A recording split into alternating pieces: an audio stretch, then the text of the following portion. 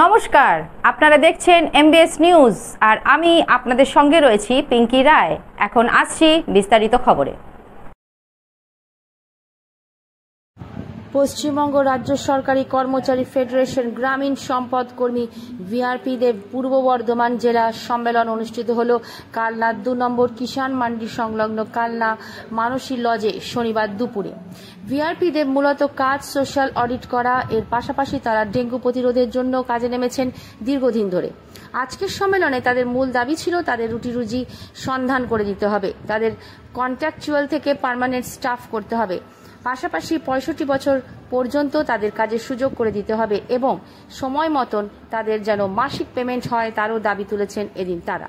এদিনের এই সম্মেলনে উপস্থিত ছিলেন পশ্চিমবঙ্গ রাজ্য সরকারি কর্মচারী ফেডারেশন ভিআরপি শাখার রাজ্য সভাপতি মিজানুর রহমান, ভিআরপি পূর্ব বর্ধমান জেলার সাধারণ সম্পাদক সমীর রায়, আইএনটিটিইউসির জেলা সভাপতি সন্দীপ বসু, কালনা পৌরসভার উপপৌরপতি তপন পরেল সহ বিশিষ্ট জনেরা। রিপোর্ট কমল বরা, এমবিএস নিউজ। আমি আরেকটা কথা বলে আমি শেষ করে দেবো। অনেক বক্তা রয়েছে, তারপরে আপনাদের যারা সাংগঠনিক দায়িত্ব রয়েছে তারা আপনাদের কথা বলবেন, আপনাদের কিছু দাবি দেওয়া তারা শুনবেন। অর্থাৎ সম্মেলনটা যেন পূর্ণাঙ্গ ভাবে সম্পন্ন হয়, সেই জন্যই আমরা বেশি সময় নেব না। আমরা দেখুন আমরা রাজনীতির লোক, আপনারাও রাজনীতির সঙ্গে যুক্ত, যারা দায়িত্বশীল জায়গায় রয়েছে তারাও রাজনীতির সঙ্গে যুক্ত, সরকারি মানুষ, সরকারের পক্ষেই আপনারা কথা বলবেন, এটাই স্বাভাবিক।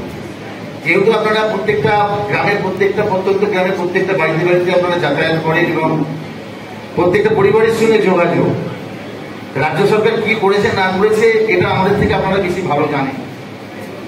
প্রত্যেকটা পরিবারের জন্য, প্রত্যেকটা মানুষের জন্য জনহিতকর প্রকল্পগুলো আপনারা অনেকেই জানেন। এইগুলো একটুখানি আপনারা সেবা করার পাশাপাশি এই প্রচারগুলো একটুখানি আপনারা করবেন আগামী নির্বাচনকে মাথায় রেখে।